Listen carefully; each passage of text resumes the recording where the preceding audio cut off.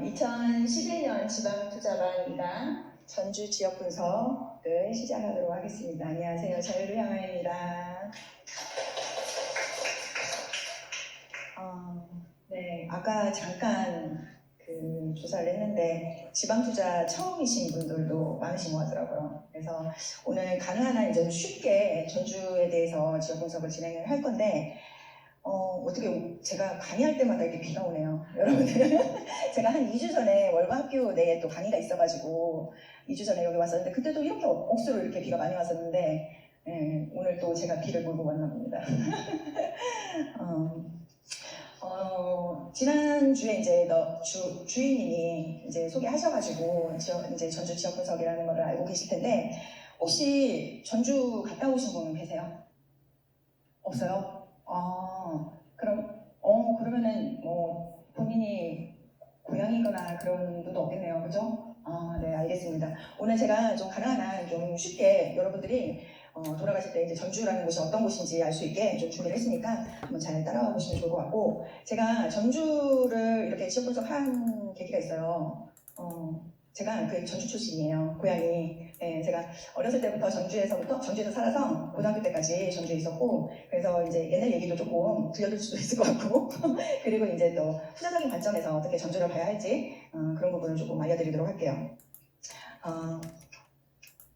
목차는 이렇게 준비를 했어요. 전주 지역 분석, 전주 계략적인 도시 개요, 그리고 그 입지, 그리고 입지에 따른 가격이 어떻게 형성되어 있는지, 그리고 저평가된 단지들이 어디 있는지 좀 볼 거고, 그리고 전주 투자는 어떻게 접근을 해야 할지 우리가 어떤 기준을 좀 정해드리려고 해요. 여러분들이 그 지방 투자할 때 좀 애매한 부분이 있을 거예요. 여러분들 이제 지금 처음이신 분들이 많다 보니까. 그래서 투자는 어떻게 기준을 가지고 해야 할지에 대해서 명확하게 좀 알려드리도록 하겠습니다.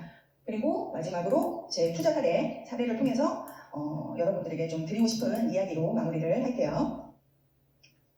강의 목적인데, 제가 여러분들이 이제 강의를 들으시면 한 4가지 정도는 알 수 있게 좀 준비를 해봤어요. 첫 번째는 여러분이 좀 생소하실 것 같아요. 그러니까 광역시도 아닌 중소도시급의 전주를 왜 봐야 하는지 여러분들이 좀 알 수 있게 좀 준비를 했고, 그 다음에 전주의 입지는 과연 어떤지에 대해서 좀 알려드리고, 또 전주의 현재 시세, 그리고 대표 단지들은 무엇이 있는지 좀 간략하게 알려드리도록 할게요. 그리고 전주에서 여러분들이 어떤 물건에 투자를 해야 할지, 여러분들이 가장 관심 있어 하는 부분이잖아요. 그렇죠? 그래서 어떤 물건에 투자해야 할지 오늘 알려드리도록 할게요. 하나하나 잘 따라오실 수 있겠죠? 네. 먼저 저를 잘 모르시는 분들이 계실 것 같아요. 처음이신 분들이 많아가지고 제 소개를 잠깐 하면, 저는 자유를 향하여라고 하고, 아마 오늘 저를 처음 보신 분들은 이제 칼럼 통해서 좀 접하지 않으셨을까, 또는 이제 우리 월부 독서 모임이나 이런 채널 통해서 좀 접했을 것 같은데, 저는 이렇게 빨간 책, 노바라님의 책을 읽고 2015년 6월에 가입을 했어요. 그때 2015년에 가입을 하고 월부 스터디에, 지금 현재 월부 학교에 시초가 된 스터디원으로, 그 당시에는 한 50명 정도 이렇게 선발을 노바나님이 하셨어요. 그래서 이제 굉장히 그때도 치열했어요. 지금 엄청 치열하죠, 강의 들으려면. 근데 그때도 치열했어요, 사실. 그래서 거의 1년 넘게 제가 이제 계속 어플라이를 하고 이 스터디에 들어가고 싶어서 계속 어플라이를 했었어요. 그래서 2016년에 이제 월부 스터디에 들어가게 됐고, 그때부터 이제 월부 기준대로 투자를 진행을 하면서 지금 현재 월부 기버를 거쳐서 지금 현재 월부 튜터로 이렇게 활동을 하고 있습니다. 2015년 제가 그 당시에 이제 가입을 했었을 때 하고 지금 현재 2021년 거의 6년이 흘렀어요. 얼마나 달라졌는지 한번 잠깐 소개를 할게요. 그때 제가 결혼 8년 차였어요. 그리고 계속 전세로만 8년 동안 2년에 한 번씩 전세를 집을 이제 옮겨 타면서 무주택자로 갈아타기를 합니다. 전세 갈아타기를. 그리고 그때 이제 딸 아이가 3살 월급쟁이 엄마였어요. 워킹맘이었어요. 그 당시에도 재테크를 했어요. 근데 이제 가장 안전적인 게 이제 적금 예금. 근데 이제 처음에는 적금 예금도 잘 몰라서 이율이나 이런 것들도 잘 따지지 않고 그냥 가까운 데 이렇게만 하고 그랬었거든요. 근데 이제 주변에서 보니까 이제 굉장히 또 이런 거에 밝은 후회가 있더라고요, 회사에. 그래서 뭐 저축은행이나 이런 데는 좀 이율이 높으니까 그런 데로 하면 좋다 이런 얘기를 해가지고 이제 뭐 이율 비교해가지고 뭐 적금 그리고 예금 갈아타고 그런 재테크를 했었어요. 재테크라기보다는 그냥 안전적으로 접근을 했죠. 그리고 그 당시에 브리스 펀드라고 되게 유행했었어요. 그래서 뭐 수익률이 막 30몇% 뭐 이런다 그래서 차이나 브릭스 펀드 아시죠? 네, 그리고 뭐 리츠 펀드 뭐 이런 거를 막 가입을 했었어요. 잘 모르고. 그리고 주식도 지금도 주식이 화랑이죠. 네, 그래서 이제 그때 제 사촌 동생이 주식을 추천합니다. 그래서 누나 요거 괜찮으니까 LG 디스플레이 5만 원대에 주식을 추천해가지고 한 거의 뭐 펀드 주식 이렇게 해가지고 한 2천만 원 정도 이렇게 넣었던 것 같아요. 그러니까 그래도 이제 재테크에 관심이 좀 있었던 것 같아요. 아무래도 그 회사 생활에는 한계가 있다 보니까 관심은 있었어요. 그리고 깡도 합니다. 그 주식을 추천한 사촌 동생이 누나 평창 올림픽 호재. 근데 이제 지분으로 들어가서 뭐 이제 한 1,000만 원이나 2천만 원을 내가 이제 들어가고 싶은 만큼만 들어가는 걸로 해서 저는 근데 좀 잃어도 나중에 뭐 이제 환급이 안 되거나 잃어도 괜찮을 돈으로만 해야겠다라고 생각을 해서 한 500만 원만 넣었었어요. 그래가지고 이게 이제 다 마이너스가 펀드, 주식 이런 건 다 마이너스여가지고 중간에 이제 손절매를 하고 땅도 이제 그 사촌 동생한테 잘 얘기를 해서 누나 돈 필요하니 좀 돌려달라 이렇게 해가지고 그렇게 이제 돌려받기도 하고 이렇게 했었어요.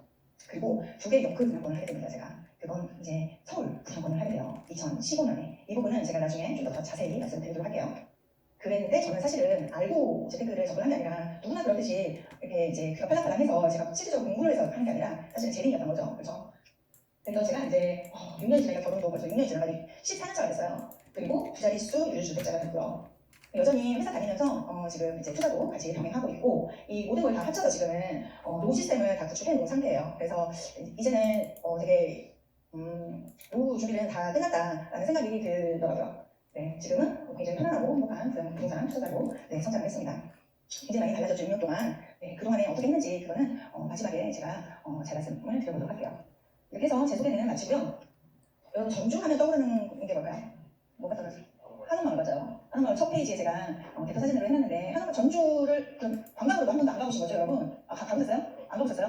나중에 한옥마을 한번 꼭 가보세요. 인장할 때뿐만 아니라 나중에 이제 관광으로 이렇게 가보시면 저는 이제 전주에 살아서 그 이후에 이제 사실 한옥마을은 좀 더 조성이 되고 이제 관광 목적으로 해서 했는데 굉장히 이제 한국적인 정취를 잘 만들어 놓았다라는 생각이 드는 그런 관광지인 것 같아요. 그래서 한옥마을 그리고 비빔밥 유명하죠.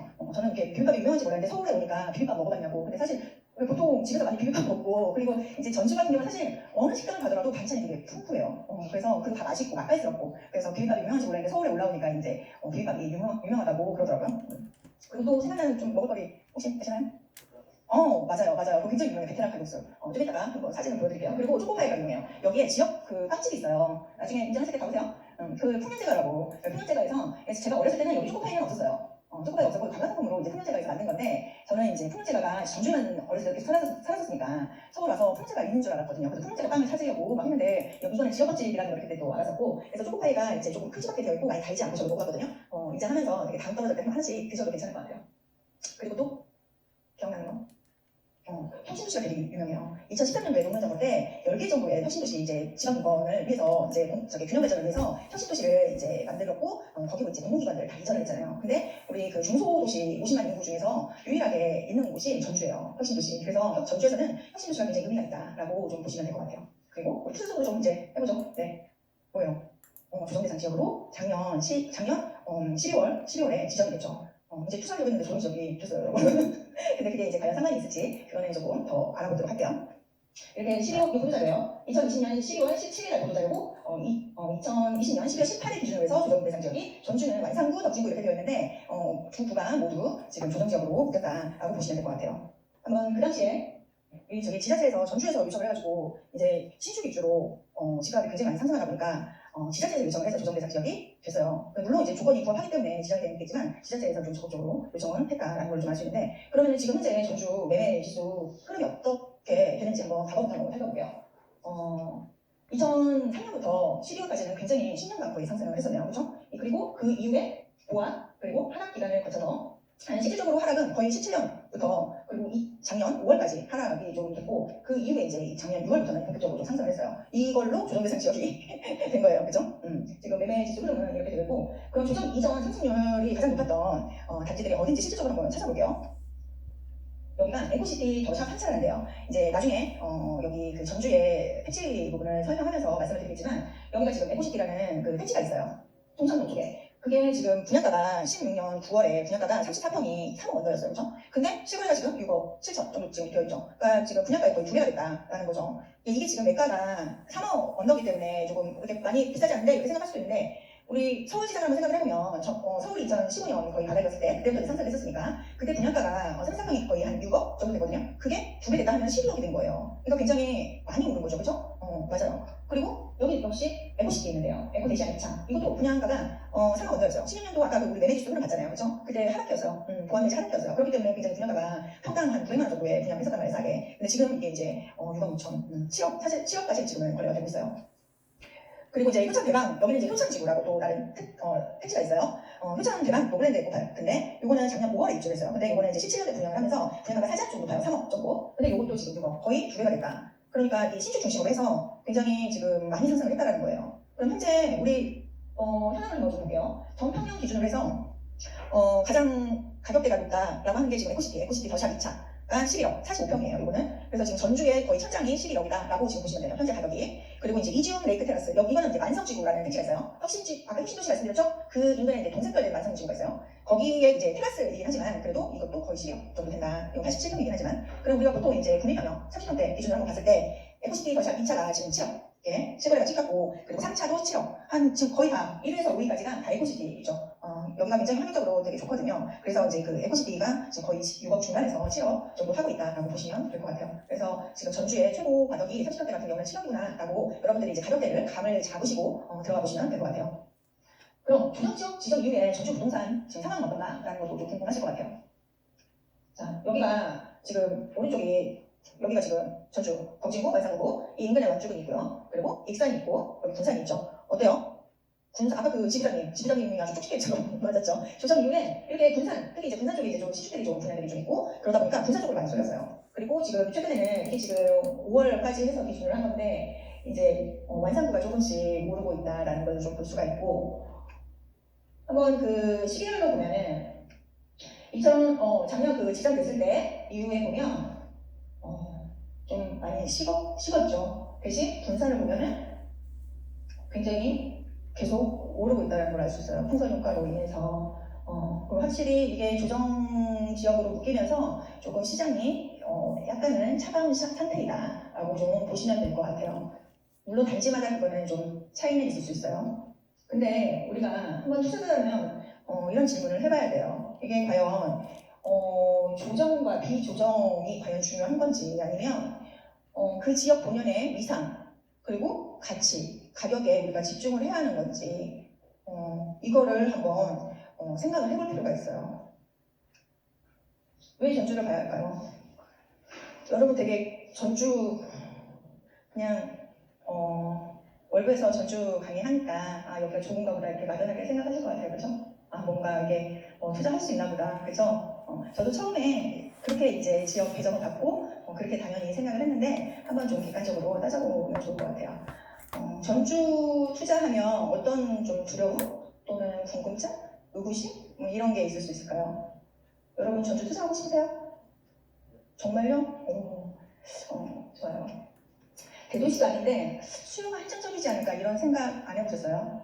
우리 보통 이제 서울이면 다 좋잖아요, 그렇죠? 그리고 그 다음이 이제 사람이 많은 광역시가 좋고, 근데 과연 수요가 좀 한정적이어서 좀 무섭다라는 생각을 들을 수 있을 것 같아요. 그럼 이제 상승 기간하고 상승률이 좀 작지 않을까 이런 두려움도 있을 수 있고 투자를 한다는 건 우리가 돈을 벌기 위해서 하는 거잖아요, 그렇죠? 이런 거 중요하지 않을까요? 근데 이런 거에 대한 어떤 의구심이 있을 수 있을 것 같아요. 그리고 또 우리가 하락장으로 있을 텐데 하락할 때는 또 인구가 적은 상대적으로 광역시에 비해 적다 보니까 하락할 때 좀 많이 빠지지 않을까 이런 두려움도 있을 것 같아요, 그렇죠? 그래서 이런 것들을 하나하나 좀 살펴보도록 할게요. 광역시도 아닌데 수요가 한정적이지 않을까라는 부분에 대해서 제가 좀 알려드리도록 할게요. 먼저 전주의 위상을 좀 파악을 해야 돼요. 전주가 서울에서 한 230km 정도 떨어져 있어요, 위치가. 한 3시간 정도 걸려요. 그리고 이제 가장 가까운 광역시가 이제 대전, 광주 1시간 정도 차이 나요. 1시간 정도 걸려요. 그리고 경상권에 있는 대구, 일산, 부산하고는 한 2시간 반에서 3시간 정도 거리가 있다라고 보시면 되는데 전주가 전라북도 남도에 있다고 생각하시는 분들 많을 거예요. 그죠? 전라북도에 있는 네, 도시고요. 여기가 전라북도예요.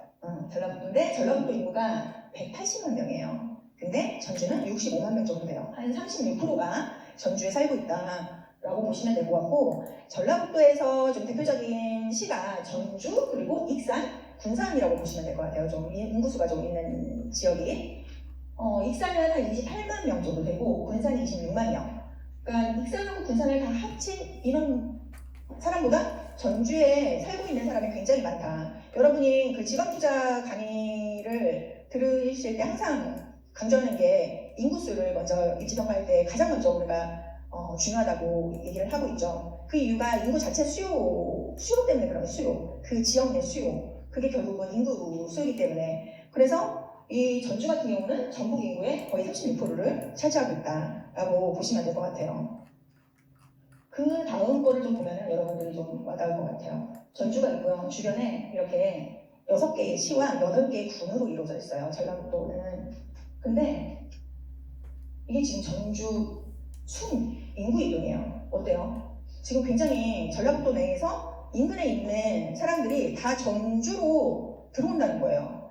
그러니까 이거를 보면서 전주는 결국은 전국권 인구를 흡수하는 인구 블랙홀 같은 정부의 거점 도시예요.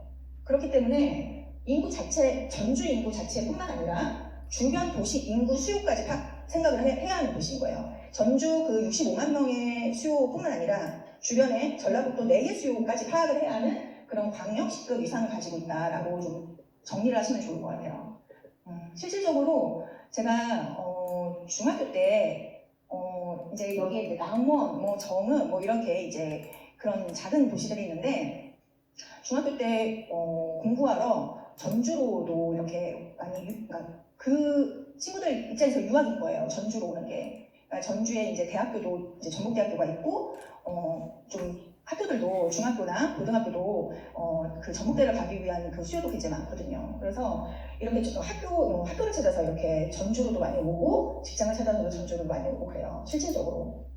그래서 전주 같은 경우는 전부 전체 수요를 같이 봐야 한다라고 좀 정리하시면 될 것 같아요. 그리고 또 하나 좀 볼만한 게 이거는 매입자 거주별 거래 현황을 가져왔어요. 이게 무슨 얘기냐? 해당 지역, 파란색의 해당 지역가 전주에서 이 아파트를 매입하는 거고 이 주황색은 타 지역에서 그러니까 투자 수요인 거죠. 한마디로 말해서 투자 수요가 어느 정도 들어왔느냐를 보기 위한 거예요. 15년간 평균을 보면은 타 지역 투자 수요가 한 12% 정도 평균 이 정도 되거든요. 근데 2014년부터 지속적으로 평균 이상 지금 투자 수요가 올라가고 있다. 비율을 보시면. 그리고 지금 2019년부터 지금 더 굉장히 많이 상승하고 있죠. 그러니까 과거 전주는 이때 2014년이 아까 얘기한 혁신도시에 아파트들이 입주했을 때예요. 그때부터 전주는 투자자에게 꾸준히 관심을 받고 있는 지역 중에 하나예요.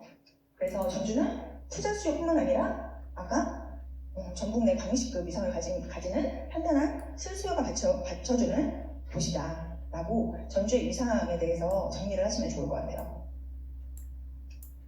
다음은 상승 기간과 상승률이 작지 않나요? 이 부분에 대해서 제가 한번 말씀을 드리도록 할게요. 대표적으로 서울, 그리고 대구, 그리고 전주가 빨간색이에요. 그 상승 기간을 한번 볼게요. 서울이 2014년부터 바닥을 치고 현재까지 지금 거의 8년 동안 상승을 하고 있죠. 대구는 사실 중간에 좀 2015년부터 한 2년 정도 좀 뭐 하락 기간이 있었는데 그 정도는 좀 조정이라고 보고 2010년부터 현재까지 한 12년간 상승을 굉장히 오랫동안 했다라는 걸 좀 볼 수가 있어요.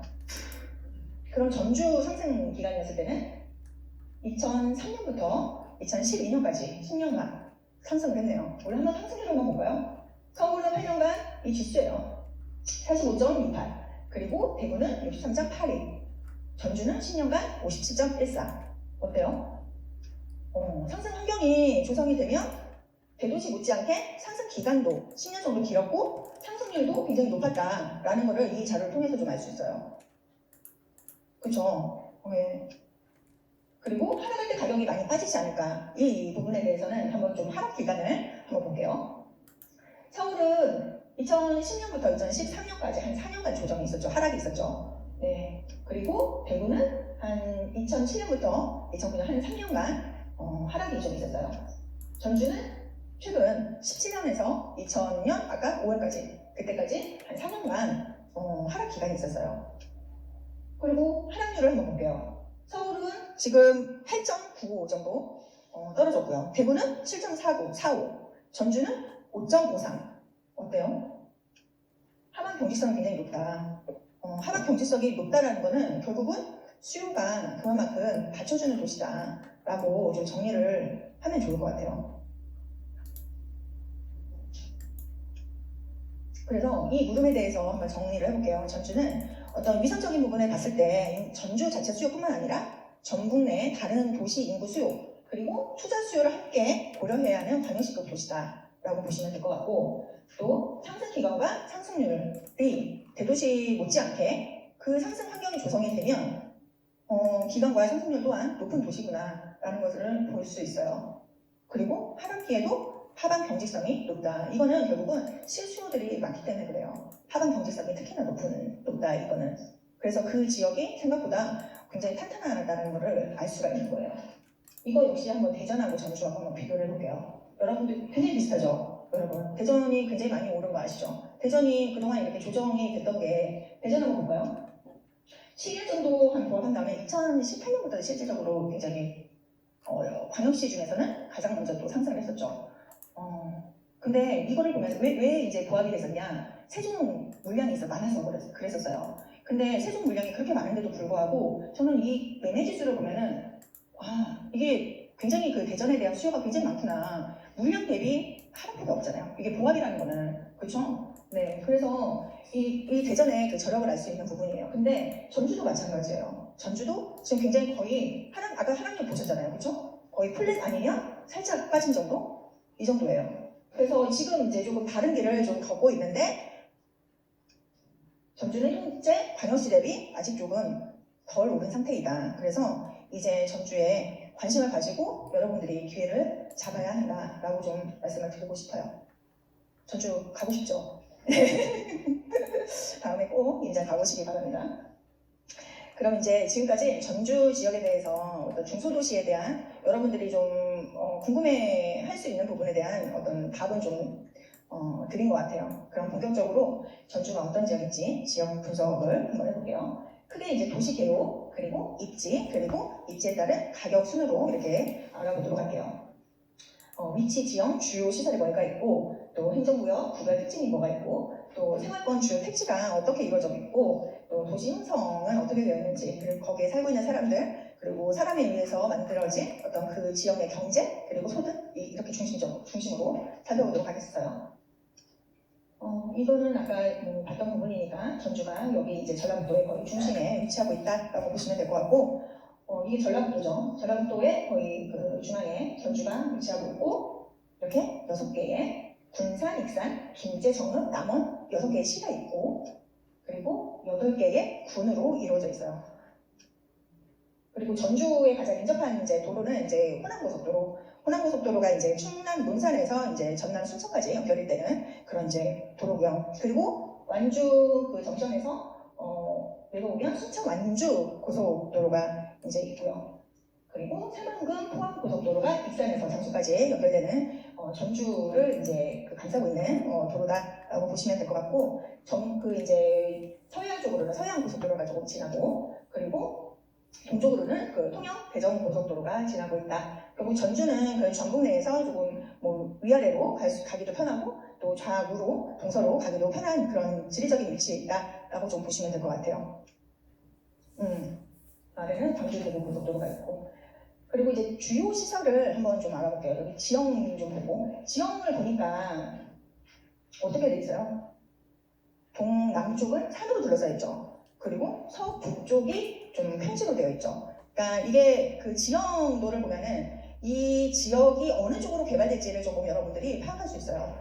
그 실질적으로 택지들도 다 서북 방향으로 개발이 될 수밖에 없겠죠. 산을 깎고 하는 것보다 평지에다가 새로 만드는 게 쉬우니까. 그래서 지형을 보면은 동남은 산으로 둘러있고 서북으로 지금 좀 확장을 할 수 있는 그런 지형이구나 라는 것을 좀 보시면 될 것 같고, 전주는 이렇게 딱 굉장히 심플해요.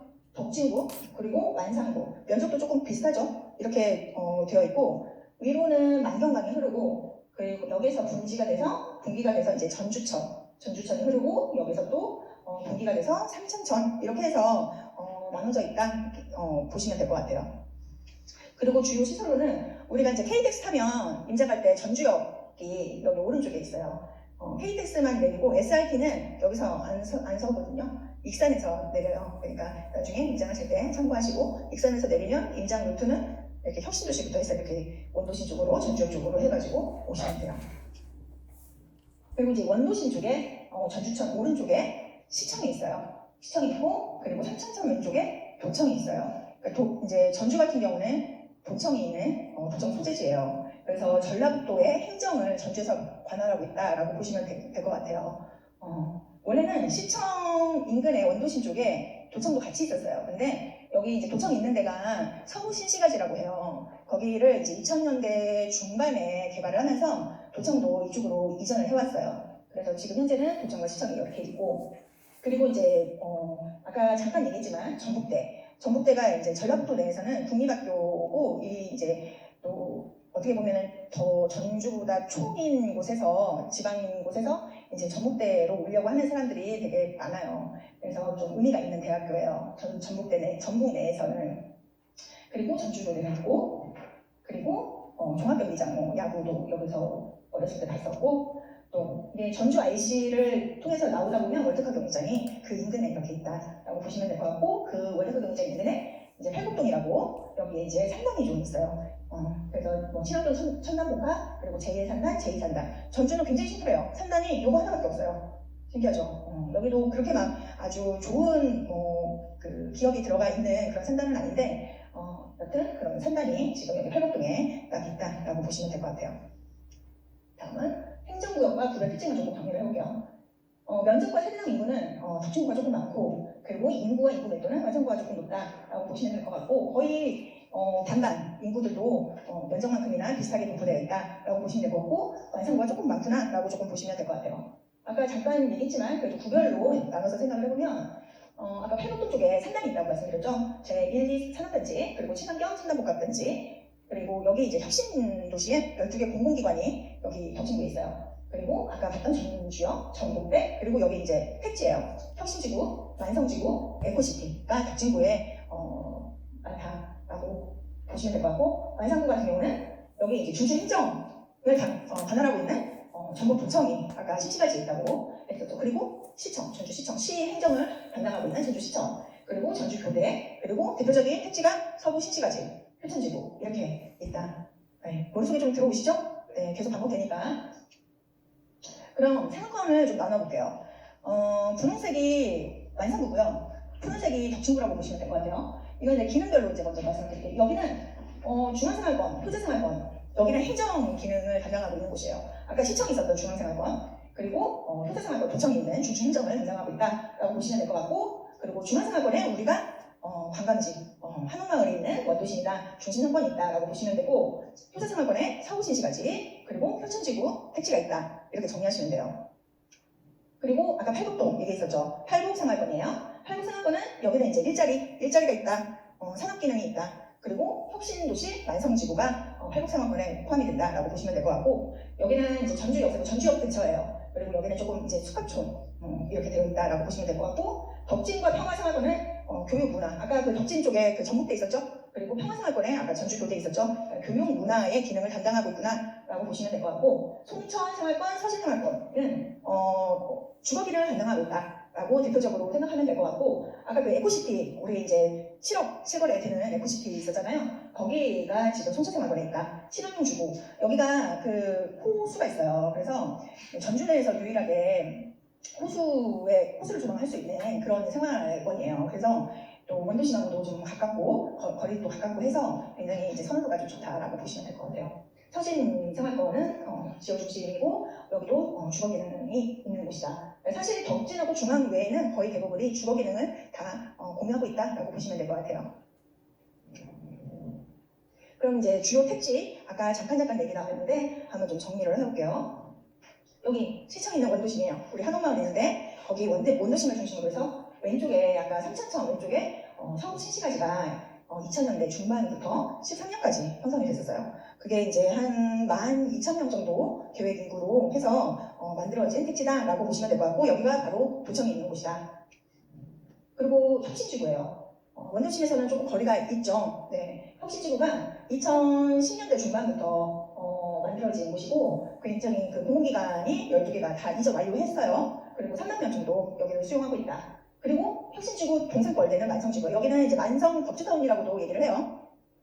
여기는 17,000명 정도 지금 계획이 되어 있고, 그리고 에코시티는 만성지구하고 지금 거의 시기가 비슷하게 만들어졌어요. 지금 현재도 분양할 때가 조금 남아있고 진행 중이다라고 보시면 될 것 같고, 여기도 한 혁신지구랑 비슷하게 3만 명 정도 계획이 되어 있는 그런 택지다라고 보시면 될 것 같아요. 그리고 서울시시가지 아래쪽에 아주 작은 표천지구가 있어요. 여기가 가장 이제 그 택지지구 중에서 가장 작은 데예요. 하지만 만성지구처럼 이게 약간 서울시시가지의 경쟁벌되는 연계성은 좀 있다. 그래서 위치적으로는 굉장히 좋은 곳이다라고 좀 보시면 될 것 같아요. 여기도 한 13,000명 정도. 여기는 다 입주 완료했어요. 작년까지 해서.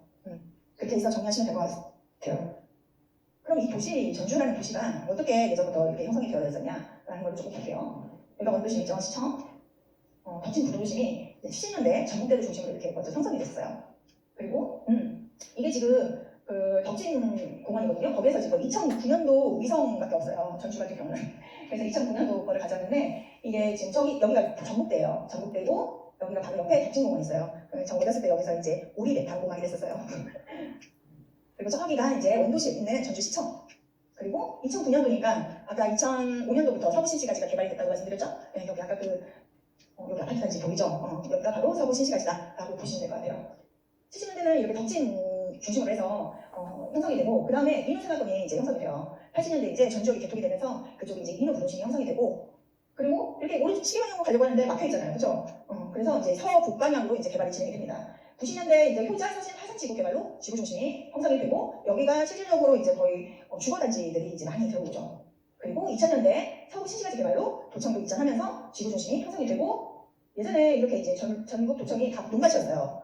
제가 이제 서신동 쪽에 살았는데, 서신동에서 차를 타고 여기를 가면 이제 그때는 이제 비포장도로여가지고 원재료 풀풀 날리면서 갔었고, 이 도청 위에 그 유명한 대한방직 공장이 있었어요. 그래서 거기에 이제 근무하는 친구가 이제 친구 아빠가 대한방직에서 근무를 했었어요. 그래서 그 친구네 집에 그 사택에 가서 놀기도 하고, 근데 이제 그 주변은 다 이제 비닐하우스나 논밭으로 다 이루어졌던 데예요. 그랬던 데가 이제 2000년대 중반에 이렇게 다 아파트로 변신을 했죠. 그리고 지금 현재 2010년대 중후반부터 아까 말씀드린 혁신, 만성, 에코, 효천 지구가 형성이 됐다. 새로운 택지가 형성이 됐다라고 좀 보시면 될 것 같아요.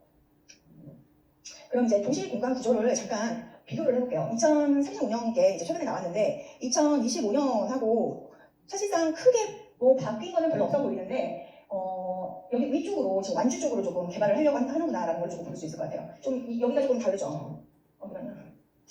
여기가 이쪽에 이제 완주가 있는 데거든요. 그러니까 완주 테크노밸리가 지금 이제 좀 더 확장되고 있거든요. 거기가 지금 사실상 완주군이 전주의 어떤 그 산단 역할을 하고 있다라고 보시면 되고, 완주 쪽에 현대자동차나 KCC나 이런 대기업들이 굉장히 많이 들어가 있어요. 그래서 전주의 팔곡동의 그 산단의 어떤 직업보다 여기 완주가 실질적으로 조금 더 직장 역할을 하고 있다라고 좀 보시면 될 것 같고, 개발 번역과 개발축을 좀 보면 지금 조금 달라진 게 어디인 것 같아요? 여기죠, 여기.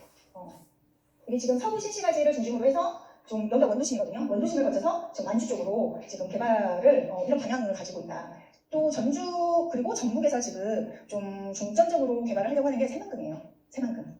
나중에 또 새만금 잠깐 얘기를 하겠지만, 그래서 이제 새만금 어떤 관광적인 부분을 전주와 연계시켜가지고 새만금의 그 관광 수요를 전주 그 서구신시가지에 대한 어떤 호재도 있어요. 좀 아까 대한민지 얘기 말씀드렸죠. 거기에 이제 또 호텔이나 그런 컨벤션 센터나 이런 것들을 좀 지으려고 계획을 하고 있어요. 그래서 새만금에서 관광을 하고 이제 호텔 쪽으로 이렇게 와서 또 원도심의 한옥마을을 거쳐서 이런 방향으로 지금 전체적으로 좀 큰 그림을 그리고 있다. 이렇게 지금 크게 보시면 될 것 같아요. 그런 부분을 여러분들이 전주를 인정을 하시고 또 그 뉴스나 이런 거를 보면은 한번 관심 있게 보셔도 좋을 것 같아요.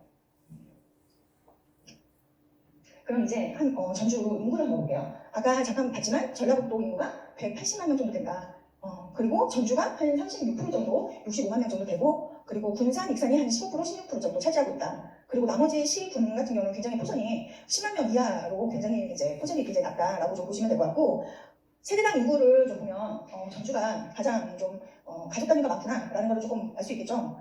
평균 한 2.16 정도 되는데 평균 이상이 되는 데가 이제 좀 전주, 군산, 익산 이 정도 된다라고 좀 보시면 될 것 같고, 완주군 같은 경우는 그 이제 혁신도시 일부가 완주군에 좀 편입이 됐어요. 그래서 이제 그 뭐 장동 그리고 완주군 이서면까지 해가지고 혁신동으로 되어 있어서 완주군이 좀 포션이 조금 높게 나왔다, 군치고 이렇게 보시면 될 것 같아요. 그리고 전국 연령별 인구를 한번 볼게요. 전라북도 전체를 봤을 때 저는 이제 그 영세하고 30대 그리고 10대하고 40대 이렇게 좀 묶어서 지금 좀 살펴봤거든요. 어차피 대부분 이렇게 같이 살잖아요, 그렇죠? 나이 연령대가. 그래서 이렇게 한번 묶어봤고 20대 별도로 하고 또 이제 노령 인구 이렇게 좀 나눠봤는데, 전라북도 전체를 봤을 때는 지금 조금 그 노령 인구가 조금 많구나. 그리고 10대와 40대 경제 능력이 있는 40대가 지금 많다. 그리고 18% 정도가 지금 영유아 가정들이 이렇게 되어 있다라는 걸 알 수 있는데, 전주를 한번 볼게요. 전주는 지금 10대와 40대 그 가정이 가장 많다는 걸 우리가 알 수 있죠. 그리고 노령인구 나이대가 22% 정도, 그리고 10대와 30대 그 가정이 한 21% 정도 지금 차지하고 있다. 전주가 그래도 경제적인 능력을 어느 정도 가지고 있는 그런 연령대의 포션이 지금 전체 그 전라북도의 순위보다 더 포션이 좀 높다, 이렇게 좀 보시면 될 것 같아요. 그리고 이제 전주 인구와 세대수를 좀 볼 텐데, 여러분들이 이제 특히 지방이나 이렇게 보시면 이제 지금 지방 투자가 처음이신 분들은 좀 감이 안 오시겠는데, 인정고소를 쓰다 보면 대부분의 지역들이 인구가 좀 많이 감소하고 있죠. 근데 전주 한번 보실래요? 지금 거의 플랫하죠. 이거는 결국 인구가 어느 정도 유지가 되고 주변에 대한 수요가 끊임없이 있기 때문에 이 인구수가 줄지 않는다는 거예요. 이것도 전주의 위상을 다시 한번 좀 볼 수 있는 그런 데이터라고 좀 보여져요. 다음은 그 인구의 사람에 의해서 이제 그 만들어진 전주의 GRDP, 지역 내 총 생산이에요. 경제 활동은 어떤지 좀 볼게요. 전라북도가 지금 지속적으로 2015년부터 2018년까지 GRDP가 상승하고 있죠. 지금 현재 2018년 기준으로 봤을 때 총 50조 정도 돼요. 그리고 빨간색이 이제 전주인데, 전주 같은 경우는 15조, 거의 한 30%가 전라북도의 그 GRDP를 전주에서 담당하고 있구나라는 걸 좀 알 수 있고, 군산 같은 경우는 이제 현대중공업 그 군산 조선소가 또 폐쇄되고 GM도 철수하고 하면서 좀 약간 경기 영향이 조금 있었죠. 그래서 조금 하락을 했다라고 좀 보시면 될 것 같고, 익산도 조금씩 늘어나고 있다. 하지만 지금 포션 쪽으로 보면은 굉장히 전주가 30% 정도 차지하고 있고, 군산, 익산이 그 다음에 차지하고 있다라는 걸 좀 볼 수 있고, 산업별로 좀 보면은 전주가 지금 빨간색이거든요, 여러분. 빨간색 그 막대거든요. 그 빨간색을 보면은 가장 높은 게 교육 서비스업이에요. 그리고 공공행정, 국방, 사회보장 행정 쪽 공공행정, 그리고 금융보험업. 그러니까 실질적으로 여기 이제 아까 그 대학교나 이제 학원들도 굉장히 많이 도포가 돼 있거든요, 전주에. 그래서 이제 거기에 종사자 수도 많고, 그리고 이제 이 도청이 있다라는 거는 거기에 관련된 그 이제 그 종사하는 사람들이 많잖아요. 그래서 이제 그게 굉장히 의미가 있는 거예요. 그래서 이 부분도 이렇게 데이터에서 확인할 수가 있어요. 그리고 금융보험업 같은 경우도 뭐 지역 내 대표 은행이 있잖아요. 보통 대구면 대구은행, 그렇죠? 제주은행 이런 거 있잖아요. 전주도 전북은행이 있어요. 근데 전북은행이 이제 전주에 본사가 있고 하다 보니까 거기에 관련된 또 사람들이 직장인들이 굉장히 많이 있는 거예요. 그러니까 이런 것들이 다 데이터에서 나올 수 있는 거죠. 그러니까 전주의 산업은 제조업 중심이 아니에요. 제조업이 중심이 아니고 결국은 서비스업, 공공행정 중심의 산업이 주로 이루고 있어요. 이게 뭘 의미하냐? 그러니까 경기에 그렇게 의존하는 그런 도시가 아니고, 어떻게 보면은 이 전주라는 그 지역에서 사는 사람들이 필요에 의해서 만들어진 산업이 돌아가는 도시인 거잖아요. 그래서 굉장히 안정적인 산업 형태의 자족 도시다라고 조금 정리를 하시면 좋을 것 같아요. 그래서 경기에 그렇게 민감한 도시는 아니다. 그래서 오히려 안정적인 도시다라고 좀 보시면 될 것 같아요. 다음은 시도별 자산, 부채, 순자산 부분을 잠깐 살펴보도록 할게요. 이거는 2020년 자료를 좀 가져왔는데 전국 평균이 한 4억 4천 정도 돼요, 자산이. 근데 전북은 그렇게 이제 높진 않아요. 아주 낮은 쪽에 속해요. 사실 근데 이제 우리가 자산하면은 대부분이 부동산이잖아요. 그죠? 근데 이제 그 부동산 가격을 감안을 했었을 때 이게 이제 여기에도 반영이 됐다라고 보시면 될 것 같아요. 그럼 이제 구별 자산을 한번 조금 디테일하게 조금 살펴볼게요. 부동산 자산하고 유동 자산으로 좀 나눴는데 5억 이상인 포션이 이제 완상구 같은 경우는 한 6.8%, 그리고 덕진구는 3.3%. 부동산 자산이 지금 완상구 쪽이 조금 더 높다라고 좀 보시면 될 것 같고, 유동자산 같은 경우는 이제 그렇게 유동자산은 이제 현금화할 수 있는 자산인 거죠. 그렇게 높지는 않지만 그래도 비교를 해보자면 완산구가 한 10.1%, 덕진구가 7.7%. 그래서 지금 완산구가 조금 다 부동산 자산이나 유동 자산이나 다 조금은 앞서간다라고 좀 보시면 될 것 같아요. 다음은 이제 전국 월 평균 가구 소득을 좀 봤는데 전국 전체적으로 봤었을 때 전주가 지금 500만 원 이상의 소득을 가장 많이 다른 지역에 비해서 포션이 차지하고 있다. 그래서 다른 지역에 비해서 전국 내에서 고소득자가 전주에 많이 살고 있구나라는 것을 이 자료를 통해서도